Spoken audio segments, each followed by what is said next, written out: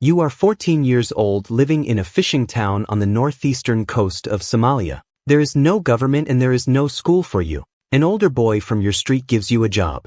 You sit on the beach with a pair of binoculars and a cheap Nokia phone. Your job is to watch the horizon. Cargo ships pass through the Gulf of Aden every day. You write down their direction, their speed, how high they sit in the water. A ship sitting low is carrying heavy cargo. Heavy cargo means a big payday. You text what you see to a number you don't have a name for. You get paid $20 a week. Level 2.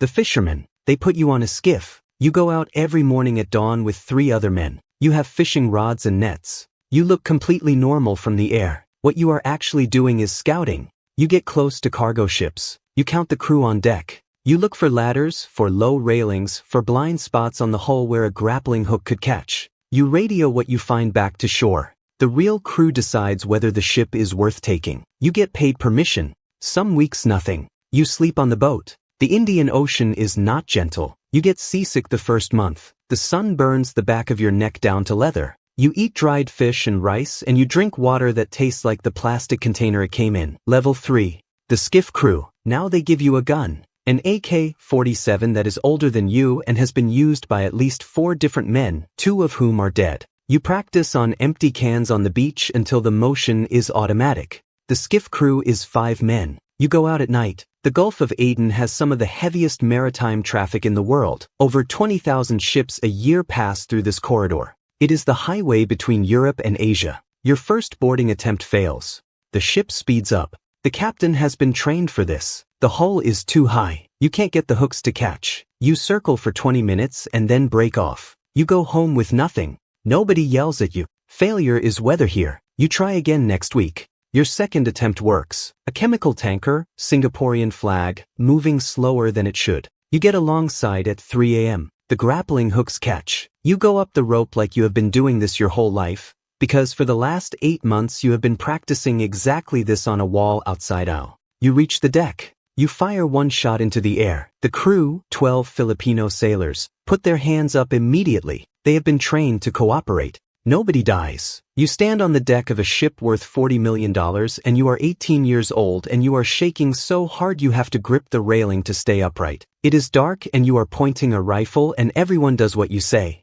Level 4. The boarding party. You are good at this. You hit 4 ships in 6 months. A bulk carrier, a fishing trawler out of Yemen, an oil tanker that takes 2 hours to board because the crew locks themselves in the citadel, which is the reinforced safe room, and you have to wait them out in the heat on a metal deck for a full day before they negotiate. A successful hijacking pays the crew $10,000 to $30,000 split between the boarding party. Your cut is $3,000 on a good job. In Somalia, the average annual income is $500. You do that math once and you never think about anything else as a career again. You buy your mother a generator. You buy your younger brother new shoes. You walk through aisle and men who ignored you 2 years ago nod at you now. But you have also seen what happens when things go wrong. A man from a crew 2 towns over got shot by a private security contractor on a German container ship. He bled out in a skiff 2 miles from shore. He was 21. His mother still goes to the beach every morning. You don't think about this too long. You can't afford to. You clean your AK and you wait for the next job.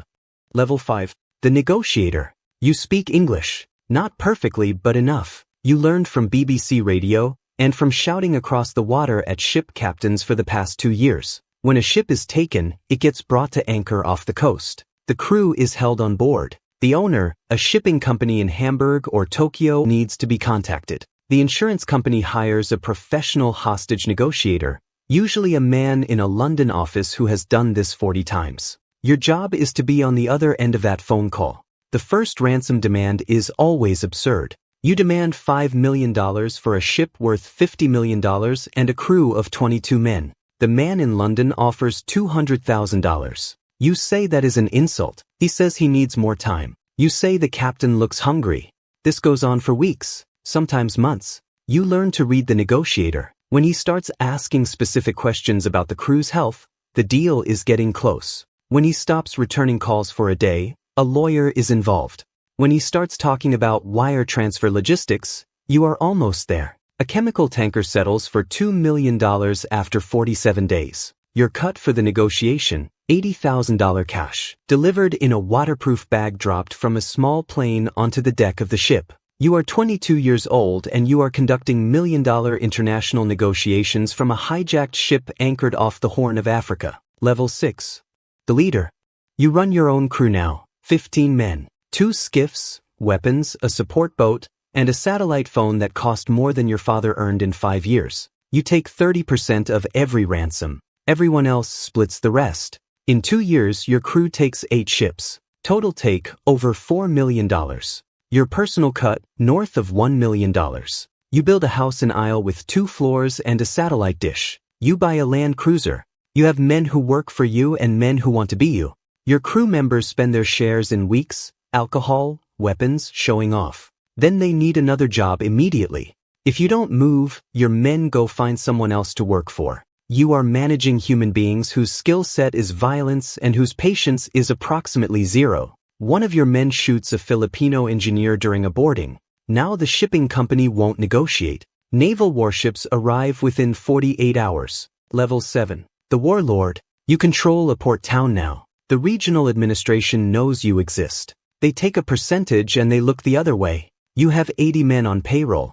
A financial contact in Dubai who moves your money through shell companies and real estate. A lawyer in Nairobi you have never met in person but who has kept 2 of your men out of prison. NATO has a naval task force in the Gulf of Aden. Warships from 14 countries patrolling specifically to stop people like you. You know which of your rivals got caught and how. You adjust your routes.